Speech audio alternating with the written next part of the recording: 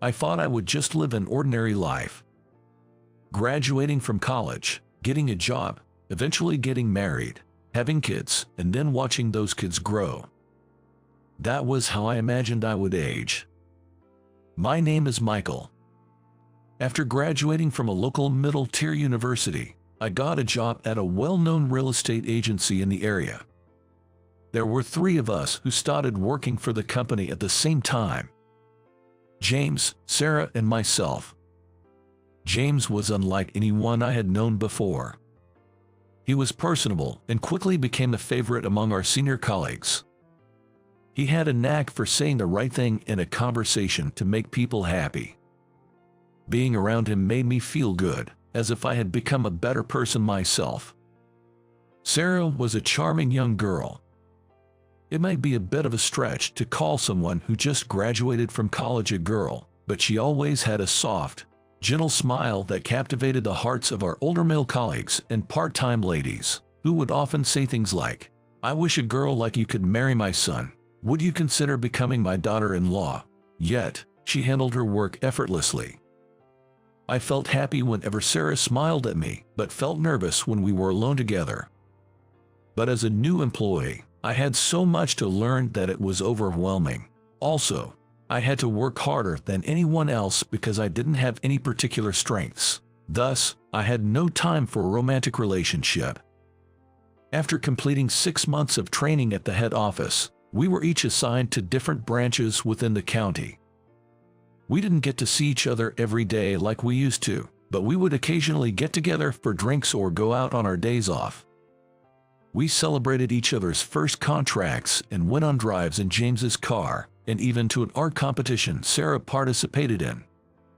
I've always enjoyed photography, so I always carried my camera with me on weekends. I accumulated many happy photos of landscapes, the 2 of them smiling, and more. Both of their careers seemed to be going well. James, with his natural conversational skills, seemed to be increasing his contracts, and good things were being said about Sarah as well. However, James's clients seemed to have many inquiries after moving in. But when James spoke with them, they seemed to be satisfied and back off. As for me, I was criticized for spending too much time with each client. It was difficult for me to find balance.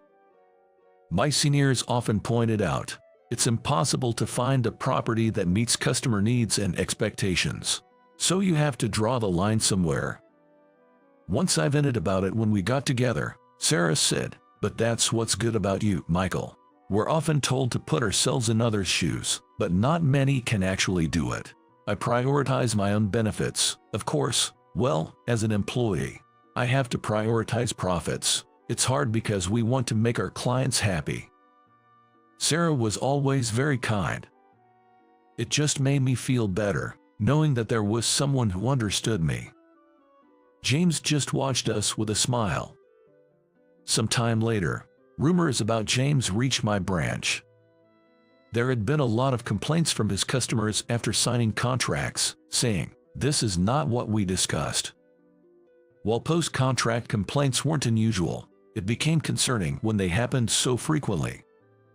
When I contacted James, he said, "It's fine now. With our branch manager Norman, I apologized to the customers for using potentially misleading words and expressions, and they understood. I'll handle things better next time." His dismissive tone bothered me, and I asked, "Handle things better next time? That's not the point, James. Did you intentionally mislead them? Have you been doing this all along? It's all settled, so it's fine. Stop worrying about others. Just worry about yourself." He retorted and hung up. After that, contacting James personally became awkward. He stopped reaching out to me as well. However, we continued to share information in the group chat that all 3 of us were in, and even went out for drinks a few times when Sarah was available to come along. If James and I saw each other at meetings at the head office, we chat casually. I was feeling lonely, missing our friendship, but as I started interacting more with Sarah and gained confidence in my work with the new people who joined the company, the loneliness faded. Then one day, it all changed suddenly. When I walked into the office that morning, there were weird vibes among the employees. They would return my greetings, but no one would make eye contact with me. Even when I initiated a conversation, they would respond only with what was necessary for work, keeping the conversation to the bare minimum. I wondered what I'd done. The atmosphere was not indicative of casual conversation. I just kept doing my job, not knowing what was going on. Since I couldn't think of any reason, I decided to wait and see. I thought it might be just my imagination, and that everyone would probably return to their usual selves soon. Telling myself that, I just focused on my work. But even after 1 week, and then 2 weeks, everyone's behavior remained the same. I started making small mistakes at work. There was no one to back me up. I hadn't heard from Sarah for a while. In the break room, I was going to make coffee and return to my desk, but for some reason, I just couldn't move. As I stood there, zoning out, Kay, a part-timer in her 30s, walked in. Kay had been friendly to me since I started working at the branch, often talking about her family and her daily life during breaks, with lively expressions. When Kay saw me standing there, she was startled and hesitated, looking unsure whether to enter the break room or leave, her eyes darting around. But she seemed to have come to prepare coffee for a client. Taking a deep breath, she hurried into the break room with her head down and started preparing the coffee. I thought that was my only chance to ask her what was going on. "Hi, Kay, can I ask you something? Why is everyone?" Soon after I opened my mouth, Kay looked at me with frightened eyes and rushed out of the break room, leaving the empty coffee cup on the countertop. Then, a senior colleague came in, gave me a sharp glare, and finished preparing the coffee Kay had started, then left without a word. No one even responded to my greetings anymore. Greetings were fundamental, especially in customer service. I had no idea why that was happening to me. It was obvious that they were avoiding me. I was not being assigned any new clients either. I thought about discussing this with Daniel, the branch manager, but all he said was, "Ask yourself," and that was it. Maybe I should just resign. Or maybe I should just disappear. Everyone's probably sick of the sight of me. Those thoughts started to cross my mind. One day, I was called to the headquarters. When I entered the meeting room, there were President Thompson, James, and an elegantly dressed elderly man. I had never met the elderly man before, but I recognized his face. He was the head of a wealthy family in this region, an important figure for our company, who owned many properties and lands. "Do you understand why you've been called?" President Thompson asked, but I had no idea whatsoever. I asked myself what was going on. "Your colleague, Sarah. You've been stalking her. She's an important young lady entrusted to us by Charles here, and we were asked to take special care of her. You know who Charles is, don't you?" What were you thinking? I haven't done anything wrong. I've been close with Sarah as a colleague, but I've never stalked her. I tried to argue in confusion, but I was so flustered that I couldn't find the right words. James, who had been silent until then, said, "Sarah consulted with me about you. You've been following her and even taking photos without her knowing. I've seen those photos." Despite my denials, no one seemed to listen. "Then show us what's in your briefcase," James demanded. With those words, James picked up the briefcase I had on the floor and dumped its contents onto the table. With a thud, my wallet, my phone, and all my work-related documents fell out. There was also a non-company brown envelope on top of them. From the envelope, a woman's watch and several photos spilled out. The photos showed Sarah walking down the street at night, relaxing at home, and even close-up shots of her legs, some of which were taken through a window of her apartment. Seeing the stuff on the table, Charles stood up, picked up the watch and envelope. And after checking the contents of the envelope, he started trembling and said to President Thompson, "I'll leave the decision to you, but ensure he never approaches Sarah again. She's about to be wed. If her reputation is tarnished because of this, Be prepared for consequences that may disadvantage your company." With that, Charles left. I was just standing there, not understanding the situation. President Thompson said, "You are fired. Don't bother coming in tomorrow." Given what Charles has said, you might not be sued, but don't expect to find employment in this industry again. And don't even think about contacting Sarah. If Charles gets serious, you won't be able to live in this area. I can't believe I hired a scumbag like you, but you seemed like a decent young man. Now Sarah says she's resigning too. What a loss. Don't even bother going back to the office to clean up your stuff. Just leave. I went straight home, unable to think about anything. My mother tried to talk to me when I was at home, but I didn't feel like it at all and just stayed in my bedroom. The next day, a courier delivered my personal belongings from the branch office along with my resignation letter, which was just for me to sign. I realized that the letter had already been prepared in advance, and I couldn't help but laugh. Everyone thought I was a creepy stalker. Not a single person believed in me and tried to verify the situation. They all just avoided me. But what about the photos and the watch that came out of my briefcase? The watch seemed to be the same one Sarah had been wearing, and the photos did come out of my briefcase. I didn't see James put anything into it at that time. Could it be that I was going crazy? Did I actually stalk Sarah without any recollection of it? As I pondered, everything seemed inconsequential, so I just signed the resignation letter and sent it back to the company. After that, I had no motivation to do anything and just stayed in my room. Doubting my own memory and recalling the cold stares of those who used to smile at me brightly, I became afraid to go outside. Half a year passed. My parents seemed to want to say something but just watched over me silently. Perhaps rumors had spread, since not even a single friend came to visit me. One morning, I woke up earlier than usual and went to the living room, where no one else was yet awake. I noticed a framed photo on display. It was taken during a family trip to the beach when I was in middle school. On the way back from that trip, I saw a beautiful sunset over the sea from the car and wanted to capture that moment. I asked my mom and dad, "Can I get the camera out?" But it was in the car trunk, and by the time we got around to it, the sea had receded and the sun had set.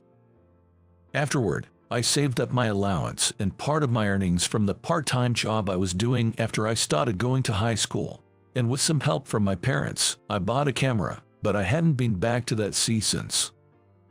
I hadn't touched the camera since that incident. I felt like taking photos might change something. I packed my camera, my wallet, and my phone, which hadn't been turned on for a while, into my backpack and put on my shoes. My hand trembled as I grabbed the doorknob, but when I opened the front door and felt the cool outside air, I stepped forward. Afraid to stop, I just ran all the way to the train station. Since I hadn't been active much, I was out of breath and couldn't go fast. But I was too scared to stop and too scared to meet anyone's gaze, so I kept running with my head down. I reached the station and got on a train. The train going in the opposite direction of the city center was sparsely populated, but I kept staring at my knees the entire time. After changing from train to bus, I arrived at the sea just after noon. I took my camera out of the backpack and tried to capture the sea visible from the bus stop, but I couldn't bring myself to frame a shot. Remembering the time I took photos of James and Sarah with this camera, of the places we went together. I had even brought my camera to company social gatherings. I put the camera away and decided to walk down to the beach. Walking on the sandy beach for the first time in a while was difficult. The beach wasn't very wide enough for swimming, but it took quite a while to walk along the endless stretch of sand. As I walked, I started enjoying it. Before I knew it, the sky turned orange. I wasn't sure how long I was there. I just sat down on the beach. I took out my camera again and took a photo. Suddenly, I couldn't see anything in front of me. The moment I realized I was crying, tears started pouring out uncontrollably. Are you okay? I was startled when someone suddenly spoke to me. I turned around to see a young man about my age standing there. You seemed a bit off, so I've been watching you for a while. Are you okay? Yes, I'm fine. That was all I managed to say. I hadn't spoken much recently, and I realized I hadn't eaten anything since yesterday. Here, if you like. The young man said, taking a bottle of water and a towel out of his backpack and offering them to me. I felt bad but couldn't resist my thirst, so I accepted the water and drank it all at once. I coughed from drinking too quickly, but it was the most delicious thing I'd had in a long time. The young man introduced himself as Ethan. He lived nearby and sometimes came to take photos of the ocean. Look, if you had gone into the water right in front of me, it would have made it awkward for me to come back here again. But then, going home and hearing the news later on that a man was found dead in the water would have been a terrible start to the day. I was scared to approach you, wondering what to do, but then you started taking photos, so I thought, he might be okay. I won't force you, but do you want to talk about what happened? I might be able to help you, and honestly, I'm curious. Ethan said with a grin. I told Ethan about everything that happened after I started working at the real estate agency. Ethan listened quietly until I finished my story. By the time I finished, it was completely dark. The stars were shining over the sea, and the street lights were bright along the roads. There's a good kebab place a short walk away from here. How about we go eat something?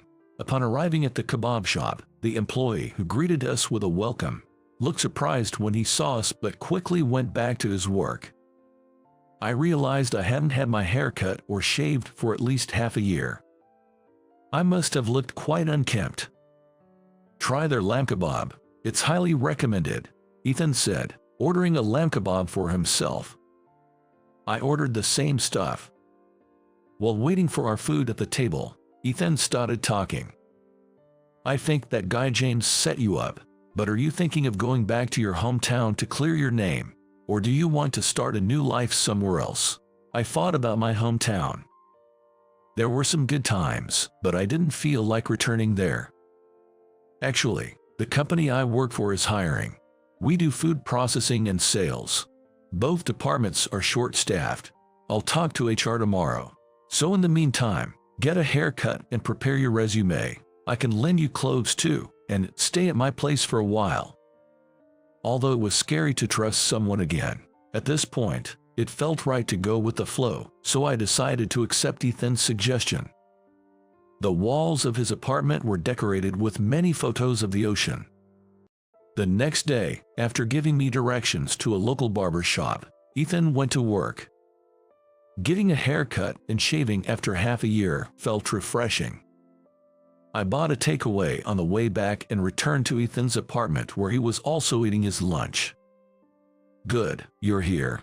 Your job interview is tomorrow. The interview went smoothly, and I was asked to start working from the following month. They even offered me a company-provided accommodation. The same one as Ethan's. Still afraid of engaging with people, I opted for a processing and packaging job. Before starting my new job, I was going to go back to my hometown and spend time with my parents. I needed to speak to them first because, when I left their house, I didn't even tell them where I was going. As I turned my phone on for the first time in a while, it started ringing immediately. My mother, calling out my name and starting to cry, listened to me as I told her I was at a safe place and even found a job. While organizing the few belongings I had at Ethan's place, I noticed my camera was still there. I turned the camera on to see what photos were there. The photos of the sunset of the day I met Ethan at the beach, and the ones I took with James and Sarah. I thought I should delete them all. I was going to do that but forgot all about it. I returned to my hometown and stayed at my parents' for a few weeks. When leaving, I said goodbye to my parents at the doorstep. I didn't have much luggage, and somehow, I didn't want them to see me off at the train station. I walked slowly down the street. It was the same street that I ran on that day. Arriving at the station, I saw two familiar figures from behind. Then I just remembered it was their day off. I was standing frozen in place when the man turned around. Whispering something to the woman standing next to him, he started walking towards me. "Why are you here, still stalking people?" James laughed mockingly. "I'm not a stalker, James. You set me up, didn't you?" Finally caught on. Just as I thought, everything went according to plan. It was so hilarious. "You're really naive, you know. I just followed Sarah around so she'd notice she was being stalked, taking photos of her, and then spreading rumors through a part-timer. It all went so smoothly, and those photos in the watch, I planted them in your briefcase in the morning you were called to the headquarters. But you never noticed. It was just too funny. You know I'm the son of a state legislator, Edward Smith. I wanted to build my own connections for the future. So I thought I'd start by getting close to the local influencers by joining a real estate agency. Turned out to be a dead end, and I regretted it. But then at a party I was helping my dad at, I saw Sarah. Lucky me. She and I are dating now. It's too late for anything you say. Without the evidence, nobody will believe you." Before I could respond, James walked away. Strangely, I didn't feel any anger. The truth was exactly what I had imagined, and it no longer mattered to me as I was leaving it all behind. My new job was going well. Most of the people at the workplace were good folks. The ladies working there were a bit assertive at first, but they knew where to draw the line and never crossed my boundaries. The experienced workers were mostly quiet but patiently taught me everything from scratch. This company offered ready-made meals, the casual ideas the ladies shared during breaks, or the side dishes they brought for lunch, would inspire the company recipe developers to create new items that became popular locally. Then, an actor from this town, who helped our products gain recognition, mentioned them on TV, and now we supply to supermarkets all over the country. Recently, we started having regular development meetings. However, there was one person I found difficult to get along with. A man named Brandon who joined the company around the same time as me. He was brought in to bolster sales team, which was struggling to keep up with the increasing number of customers. He had worked for a major food company and was very aggressive. The first time we met, he immediately said, "You graduated from a university, didn't you? Why are you doing this kind of job?"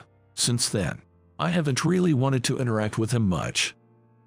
But due to staff shortages, I often had to accompany Brandon on sales calls. I had ample product knowledge, so I handled the more complex product questions that Brandon couldn't answer.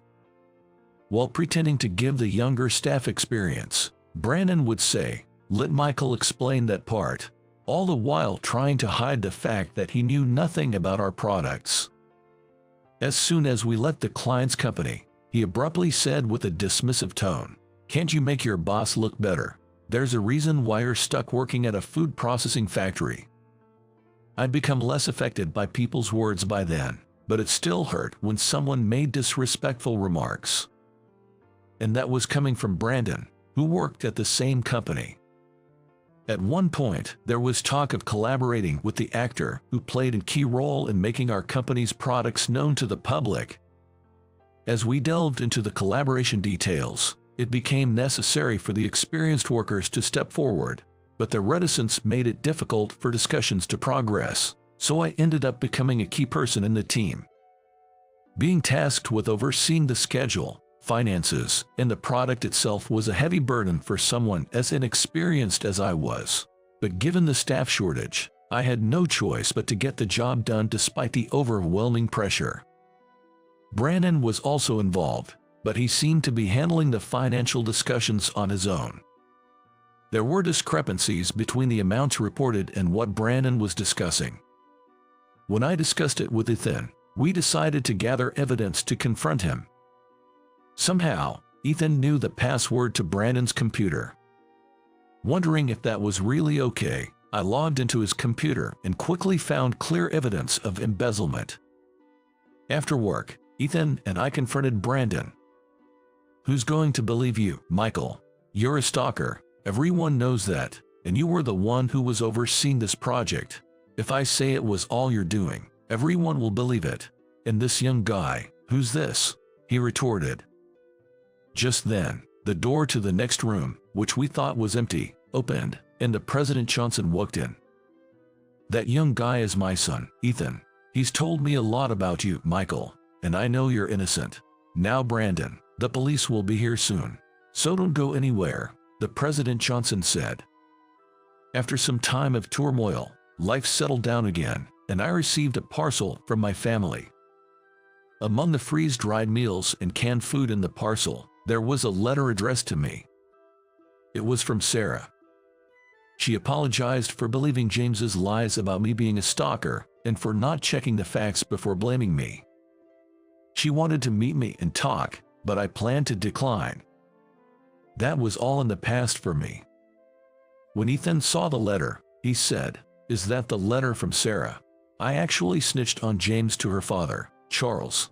James was a son of the state legislator Edward Smith, wasn't he? It wasn't hard to put two and two together. And Michael, you left your camera at my place. As soon as I saw the photos in your camera, I knew who they were. I thought Charles should know what sort of person his daughter was going out with. James will be doomed to live a miserable life in your hometown. Poor James. I realized I got the best friend anyone could ever ask for. Fancy places just aren't my scene. Despite my grumbling, my wife encouraged me, and I ended up attending the reunion. There, I ran into a former classmate, Amy, who mocked me for only having a high school diploma. Amy began bragging about her husband's educational background. Not content with just mocking me, she went on to insult my wife and daughter as well. My husband is a Harvard grad and a senior manager. I bet your wife, having married a high school grad like you, must look pretty plain. And I wonder what your daughter looks like. Amy has been looking down on me since high school, and back then, I was too meek to retort. But I'm different now. I can't let her insults towards my loved ones slide. I told Amy, who was laughing haughtily. That's impressive. So, your handsome, Harvard-educated husband, who's a senior manager, I'll make sure he gets fired. Amy was taken aback by my words. As she ranted in confusion, I made a phone call. My name is Jason. I'm 44 years old. I live happily with my wife, Emma, our 10-year-old daughter, Sophie, and our golden retriever, Buddy. Our home is always filled with laughter, and after 14 years of marriage to Emma, we've never really fought. Sophie, though not the most active child, has many friends and adores playing the piano. She's so adorable that my phone is filled with photos of her from the moment she was born, and my commuter bag contains her first drawing of me and letters filled with hearts saying I love Daddy. In fact, I've filled and cluttered my office space with gifts from Sophie. When Emma saw this during a visit to my office, she was a bit taken aback. You know, I understand Sophie is important to you. She's adorable. But maybe you should tidy up a bit. Reluctantly, I reduced the amount of Sophie's gifts in my office space just 3 days ago. However, the gifts I brought home from the office are still treasured and displayed in our house. Looking at Sophie's gifts usually clears away most of my worries, but lately, something has been bothering me. What should I do, Emma? Fancy places just don't suit me. The venue is a top-notch hotel, and what about the dress code? I definitely can't show up in a t-shirt and jeans. As I fretted, holding the reunion invitation in my hand, Emma laughed at my state. Emma is calm and kind, never overbearing, and smart enough to know the best course of action in any situation. She always listens to me with a smile. The invitation to the high school reunion brought mixed feelings.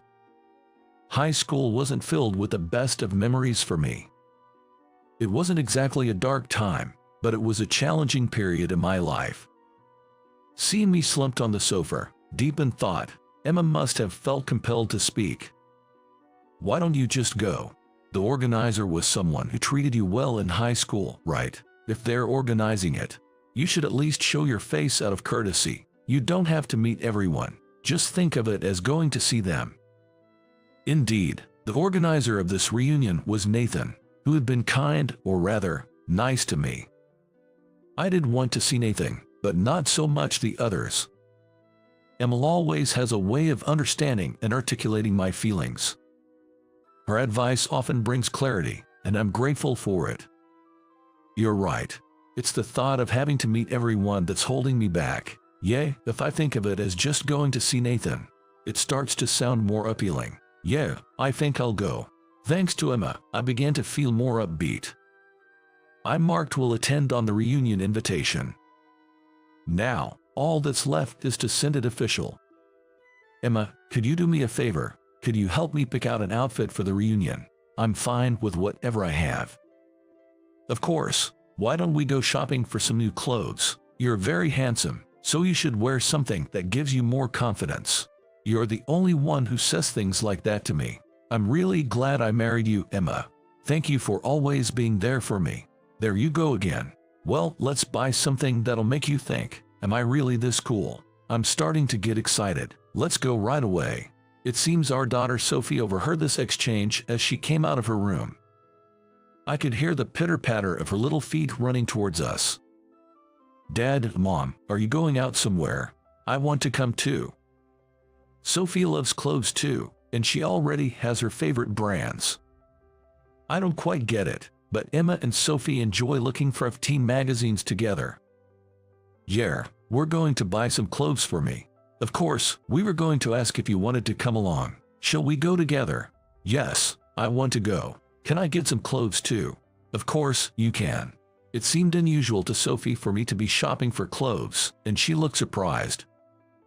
I'm going to meet a friend. It's been a long time since we've seen each other. Really? That's nice. Dad, how long has it been since you've seen this friend? Let's see, it's been about 20 years. They helped me out a lot when I was in trouble. That's great, Dad. I have good friends too. Sophie's smile was heartwarming. I hope Sophie will be surrounded by wonderful friends in elementary school, middle school, high school, and even as an adult, leading a joyful life. Thinking about the past, I almost let myself be dragged down by feelings of loneliness. At that moment, Emma gently touched my back and cheered me up with her bright voice. Come on, hurry up. If we're going, get ready. Sophie, go change into your favorite outfit. Okay, what should I wear? Watching Sophie happily go to her room to change, Emma and I shared a smile. I took a deep breath and apologized to Emma.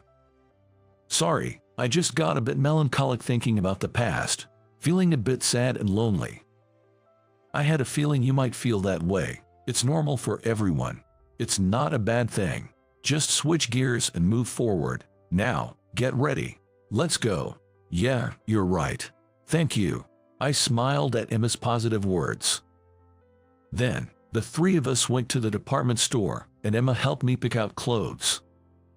Even though I'm not familiar with brands, we ended up buying a suit for the reunion from a well-known luxury brand.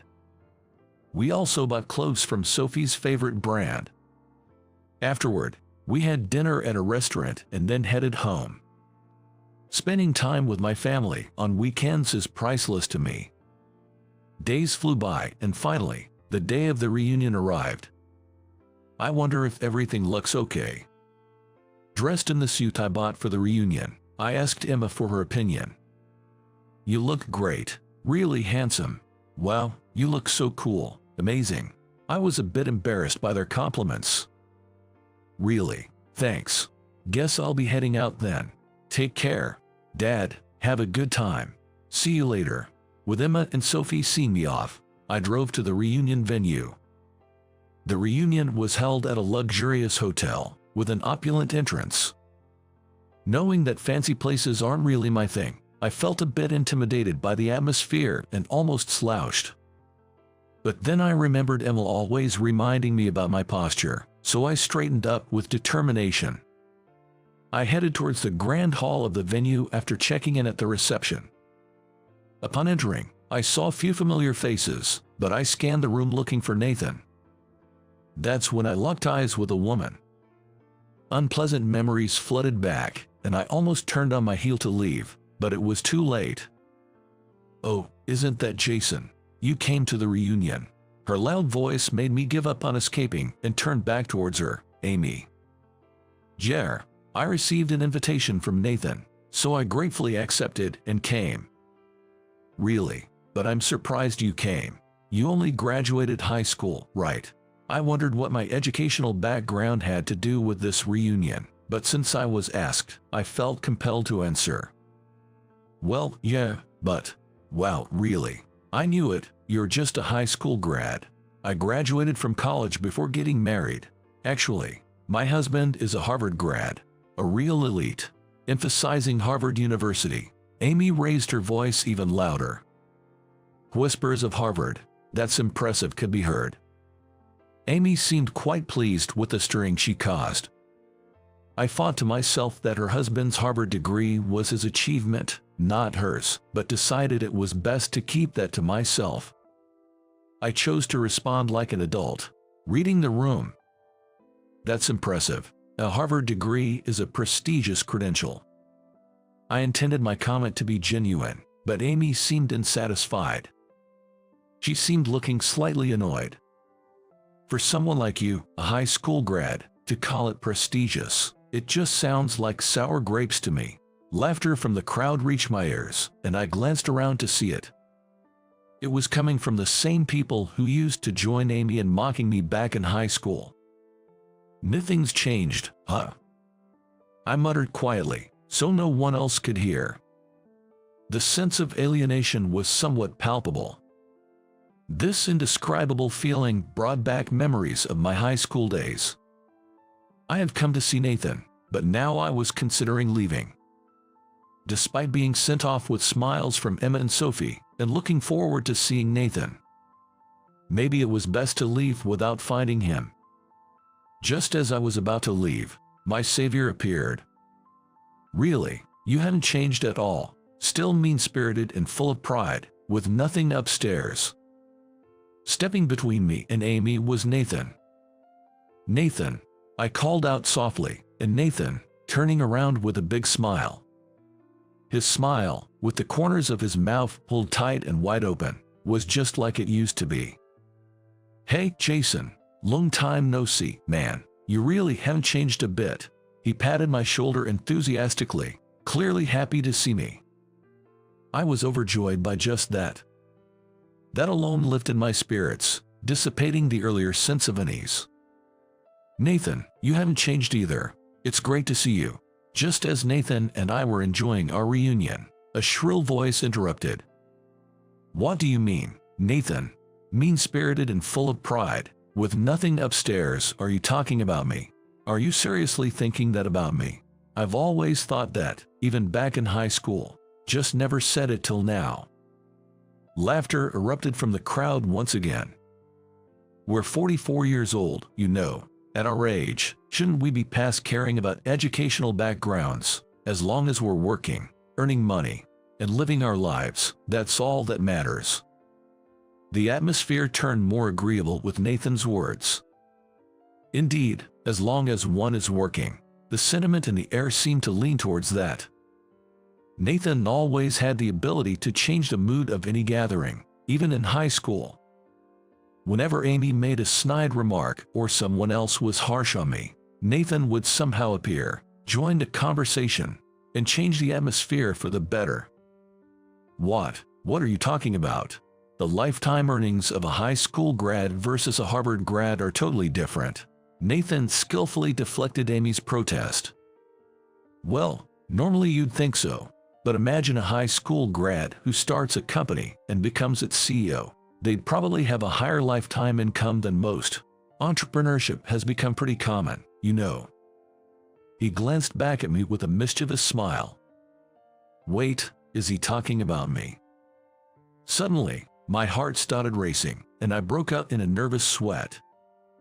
Just as I felt my throat go dry, a waiter with a tray of drinks passed by. I quickly called him over and took a gulp of orange juice. Amy's tirade continued unabated. "Well, that may be true, but that's irrelevant to him. There's no way he could do something like that. My husband works for SHY, a publicly traded venture company, and he's one of the managers. Just then, I swallowed the orange juice the wrong way, and it went down the wrong pipe. I managed not to spit it out, but I couldn't stop coughing. Amy continued to talk about what her husband does at his company, oblivious to my condition. She was sharing insider stories her husband had heard from meeting some very famous people. As I listened to Amy's stories, I couldn't stop coughing. "What's wrong with you? That's disgusting. Hey, you okay, Jason?" "Ah, thanks. Sorry, I'm fine." I wiped my mouth with a handkerchief and caught my breath. That was close. Thought I was heading to the afterlife with that orange juice. "Can't go yet, I've got a child." Everyone around laughed at my comment. It wasn't a mocking laugh, but one that seemed to be enjoying the moment. "Jason's funny. Did you change since high school, or were you always this amusing?" "Hey, this is fun." "Nice. Has everyone finally seen Jason's charm? He's always been fun to talk to since high school. He just didn't show that side much back then." Nathan's warm hand patted my shoulder. "Your kindness is one of your best traits, but you're not just kind and meek anymore, right? Being the top of a company, you can't just be kind." Nathan winked as he revealed my profession. The whole room buzzed in surprise. "How did you know?" I was genuinely shocked.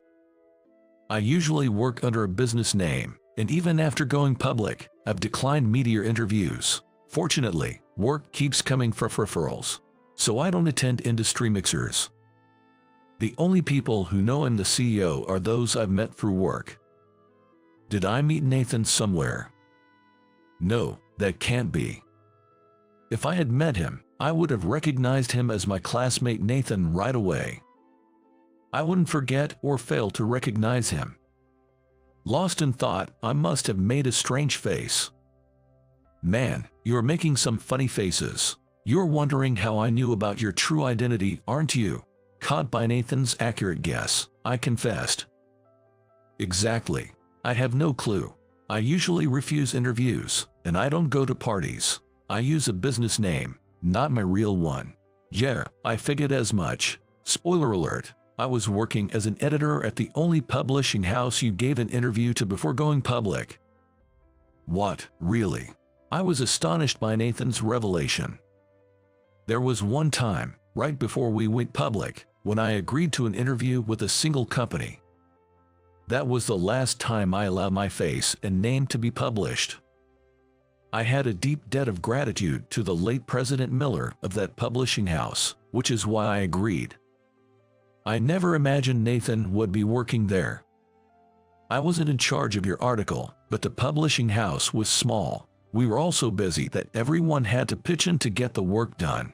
When I saw your photo during a photo check, even though the name was different, it was obviously you." "I see. So that's how it was. It might sound weird, but I'm glad you recognized me. It's really embarrassing, though. I was really happy to find out you were doing well, Jason. Back in high school, it seemed like you had given up on a lot of things." Being told that, I was reminded of my high school days. Indeed, back then, I was probably at the lowest point in my life, unable to see any hope for my future.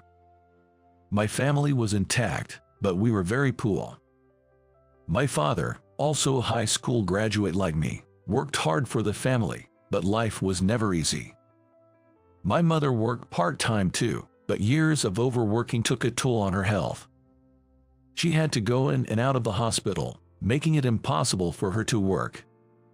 Luckily, my school didn't prohibit part-time jobs, so I worked 4 times a week to contribute to the family's income. "I'm really sorry, Jason. I try my best to get you into college, but it looks like I won't be able to. I truly apologize. I wanted you to go to college." My father apologized with tears in his eyes during the summer break of my senior year in high school. I thought to myself, I knew it. I had seen my parents working hard since I was little, so I understood their situation well. That's why I never blamed them. I didn't dislike them. In fact, I respected and loved them, though I usually felt too shy to say it. but feelings of emptiness, loneliness, and resignation would sometimes overwhelm me. At that time, I thought the best thing I could do was to comfort my father. "Dad, don't worry about it. I know you and Mom have been working hard since I was little. There are plenty of people who didn't go to college but still managed to work and live their lives. So I'll work right after high school too. Just relax. I'm really sorry. You should be enjoying your high school life, not working part-time all the time. You hardly ever hang out with your friends, do you? I wanted you to enjoy your once-in-a-lifetime high school experience without having to worry about our family." Seeing my father break down in tears, I started crying too. "Don't cry, Dad, I'm okay." Even now, thinking back, I'm sure anyone would say I was definitely not okay, given how much I was crying. Crying with a runny nose, and that too as a senior in high school. After crying for a while, I felt embarrassed and needed a change of scenery, so I told my family I was going for a walk. "Okay, take your time and relax a bit." I walked slowly to the riverbank, which was part of my usual walking route. It was getting dark in the evening, and there weren't many people around. I always liked the riverbank at this time of day. It was a good time to relax and zone out while looking at the river. I wonder if one's life is really determined by their education. Words I thought I had muttered quietly. I never expected to get a response to them. Is education really that important? I don't think so. "What, Nathan, you heard that?" I turned around in surprise to find Nathan there. Nathan was exceptionally talented, serving as both class representative and student council president, and was highly regarded by teachers. He was good at both studies and sports, had good looks, and a great personality. In other words, he was the complete opposite of me, even though we were in the same class.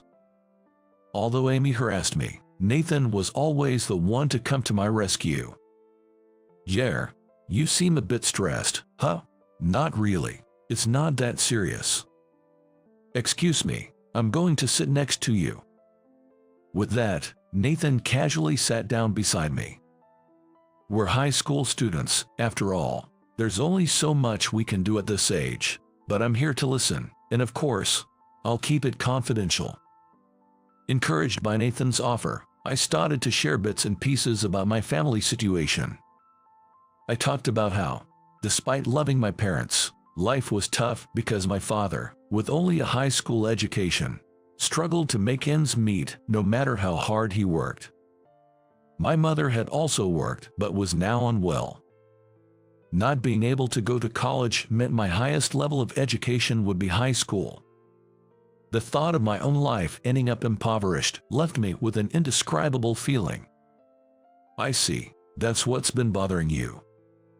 You have it good, Nathan. You're smart, athletic, and I bet your family isn't as poor as mine, right? Your stuff always looks nice." I found myself saying things that probably didn't need to be said. I envied Nathan. "Really? Well, I guess it seems that way to others." "Yeah, I get it." His remark about how things appeared to others caught my attention, and I stared at Nathan's profile. When he turned to look at me and our eyes met, he gave a sly smile. "That's a secret between us. My family is pretty much a mess. My parents have been at odds for years, each having their own affairs. My dad even has a kid outside. They only fight when they see each other at home. We had a live-in maid, so I was raised well enough, I guess." I was shocked by Nathan's casual way of revealing such personal troubles while laughing it off as if it were nothing. Nathan always seemed perfect and flawless at school. I had assumed he was raised in a loving environment, with plenty of money spent on him. Trying to imagine myself in his situation. The more I thought about it, the more unbearable it seemed. It felt like I would be twisted by such circumstances. "I'm sorry for bringing up something unpleasant." I sincerely apologized to Nathan. "I haven't told anyone before. Somehow, I felt like it was okay to tell you. You know, as kids, we have our pride. I guess I wanted to be seen as a happy kid by others. Yeah, I get that. I hadn't told anyone either. What's up with this pride, anyway? As we looked at each other, something about the situation struck us as funny, and we burst out laughing. We then lay down on the riverbank at the same time. Maybe it's because there's so much we can change, but isn't there still room to enjoy ourselves? Enjoy ourselves. Yeah, even if we don't have money or our families are falling apart, we can still find enjoyment, right? I guess so. Enjoying ourselves. I want to do something fun. How about fireworks? Nathan's sudden suggestion took me by surprise. Fireworks, like, right now. Yeah, let's do it. Yeah, let's go for it. After that, Nathan and I went to buy fireworks together. I had said I was just going for a walk, so if I didn't return home by night, my dad would worry. I called home from a payphone to let him know I was with a friend and we were going to play with fireworks. All right, have fun. Just be careful on your way back. I was happy he said that. We couldn't afford much since it was so sudden and we didn't have much money. We bought a set of fireworks with a lot of pieces and a lighter, then returned to the riverbank to set them off. Wow, look at the colors. Isn't it amazing, Jason? Yeah, really. Mine changed colors midway. We excitedly enjoyed the fireworks. We're chasing each other with sparklers and swinging them around. We laughed and ran around until we were tired. After all the fireworks were gone, we sat down and talked about various things. Life can be tough when you're trying hard, but I think life is something you can make something of. I'll keep trying. So how about you don't give up on life from now on, Jason? Yeah, you're right. Life is something we can make something of. The more we grow up, the more we can handle. Exactly. Let's think that way. It's infuriating to think that life is determined by circumstances. That really gets on my nerves. I don't want to lose. Actually, I won't lose. Nice. Let's both keep trying our best. And so our day came to an end, and we parted ways. That day spent with Nathan became a truly special memory for me, fueling my life even now. I had given up on a lot of things, but because Nathan listened to me, because of the fireworks we set off, and the things we talked about then, I still remember it all. Right, the fireworks. In the interview, you wrote about the fireworks you set off with a classmate in high school, and the words they said to you as a memorable moment. Yeah, I wrote that. I think life is something we can make something of. I'll keep trying. So Jason, you should too. I've never forgotten those words from a classmate. When I read that part, I cried, Manuel, right in front of everyone. Is that so? It must have surprised everyone around you. But it's the truth. Those words are what kept me going. Believing that life is something you can manage on your own. Your article saved me, you know. What? Despite giving you all that advice, my life was a mess at the time. Everything I did backfired, and I was so overwhelmed I thought about running away. I was mentally cornered. I had no idea, but when I thought about how you took our conversation to heart and worked so hard, I felt I had to do the same. I was the one who said life is something you can manage on your own, so running away would be incredibly lame, right? That thought helped me keep going. Thanks, Jason. When Nathan said that, I felt like I was going to cry. I owe it to you, Nathan, for getting this far. There were a lot of challenges from starting my business until it took off. Well, there are still challenges now, but I can keep going, thanks to you. Man, this is kind of embarrassing. No, really, it's true. We laughed and let go of the tension. I'm glad I came here. That's when I truly felt grateful. Amy started ranting again, having been ignored until now. What's this? Your youth drama nobody asked for. In the end, you're just a high school grad. Even if you claim to be a top executive, your husband's company is nothing compared to my husband's. Your husband must be wonderful. If you chose him, he must be handsome. As I said this, Amy snorted and started fiddling with her phone. She turned her phone's screen toward me. She's showing a photo of her beaming next to her husband. Wow, he is handsome. A Harvard graduate, good-looking, and wealthy. He sounds perfect. Right. You said you're married, right? Your wife must be plain and unremarkable, just like you. How lame. I wonder what your children look like. If it were my husband and me, our children would be adorable, whether a boy or a girl. Amy had crossed a line for me. I'm not good at confrontation, and I can tolerate being insulted myself. But I won't stand idly by while my dear Emma and Sophie are mocked. I felt my expression go blank. Noticing the change in my expression, Nathan must have sensed something was wrong. He urgently advised Amy. Amy, that's way too much. Apologize, now. That's a terrible thing to say, Amy. Other classmates tried to intervene, but Amy was relentless. What? It's the truth. What's wrong with saying it? Besides, comparing someone with a high school grad husband who's a top executive to someone like me with a Harvard-educated manager husband, it's clear who's happier. Amy continued her tirade, unrepentant. Understanding her smug look, I declared, "All right then, your handsome Harvard-educated husband is fired." I said it with a smile. The room buzzed, and Amy turned red, screaming. What? Fired? What do you mean? You can't just fire my husband. Are you stupid? Sorry for not introducing myself earlier. I'm the CEO of SHY. Here's my business card if you'd like.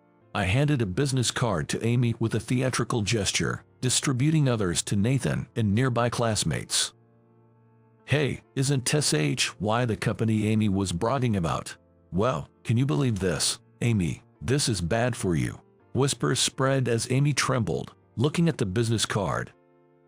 This can't be real, can it? It's no lie. I'm your husband's boss, his employer. Too bad, huh? Wait, I was wrong to mock you and your family, but you can't just fire my husband over that. Amy looked desperate. Well, it's understandable. Of course, insulting my family is unforgivable, but unfortunately, that alone isn't grounds to fire your husband. Relieved, Amy responded. See, I knew it. You can't just fire someone over that. But you know, the things your husband was talking about earlier, they're supposed to be confidential, company secrets. The level of information accessible changes when you're an executive. Even family members aren't allowed to leak that information. Amy's complexion turned noticeably pale. Even while choking on orange juice, I had listened carefully. I was aware that Amy's discussions breached confidentiality, including her husband's not-so-funny plans. And you said he was planning to take that information to another company, right? I never said that. Amy desperately denied it, but such an excuse was futile. She had been speaking so loudly and confidently about it. Give it up. Everyone here heard it, right? Many classmates voiced their agreement with Nathan. Amy must have realized how serious the information she had shared was. She finally collapsed to her knees. I'm glad my wife isn't someone like you. Good luck with your future. We were paying your husband a hefty salary, though. Didn't you just buy a luxury condo? That's going to be tough to pay for now. I pulled out my phone and called Amy's husband. Hello, it's me. Good evening, Mr. Thompson. What's the matter? I'm going to have to let you go because of an information leak. You've been sharing work details with your wife, remember? You signed a confidentiality agreement. Well, that's, Receiving a call out of the blue from the CEO and being told he was fired must have been a shock. Confronted with the fact of the information leak, Amy's husband was clearly panicking. I explained the situation over the phone, mentioning that his wife Amy was my classmate. We had a reunion today, where she proudly shared his work details. She boasted about having confidential information and planning to switch to a rival company. That idiot. That's not true, Mr. Thompson. What's different? I won't listen to excuses. What you've done is a serious betrayal to the company. You were quite specific about your plans, right? This is grounds for immediate dismissal. Be prepared. I hung up and turned to Amy, who was still sitting on the floor. So, your husband is fired. Thanks to you, I found out about a leak in my company's information. I need to rethink our information security. Amy's phone rang incessantly as she muttered, "What should I do now?" At this timing, it's definitely a call from her husband. They were in for a dramatic confrontation, and I watched with a sense of detachment. Maybe you should answer it, but it looks like it might take a while, so the lobby might be a better place. Holding a ringing phone, Amy staggered toward the lobby. I told Nathan. I wanted to relax, but I have to go to the office. I need to check the extent of her husband's information leak and if any data was taken. Oh, got it. You've suddenly turned back into a CEO, Jason. Looking good. Really. Thanks, I guess. But letting my subordinate leak information makes me a failure as a CEO. I need to investigate, reflect, and improve. Sorry, I have to go. All right. Good luck. After receiving words of encouragement from my classmates, I rushed to the office. I made calls from the taxi, summoning the necessary personnel to the office immediately. Everyone was furious upon hearing about the leak. They gathered quickly to address the situation. I was grateful to have such reliable teammates. As promised, I terminated Amy's husband for disciplinary reasons. Fortunately, we discovered the leak early enough to minimize its impact. But a leak is a leak. This incident prompted a thorough review of our information security measures. It had been a busy few days, and it was the 4th day since I had been home. The sun is too bright. I can't overdo it anymore. Just then, my phone rang. It's from Emma. A smile forms on my face as I press the call button on my phone. Hello, Emma. Yeah, I'm on my way home now. Even when faced with tough or exhausting situations, I have Emma to support me. Just having Sophie there makes me smile. I'll keep doing my best to protect my loved ones. With that thought, I began walking home at a leisurely pace.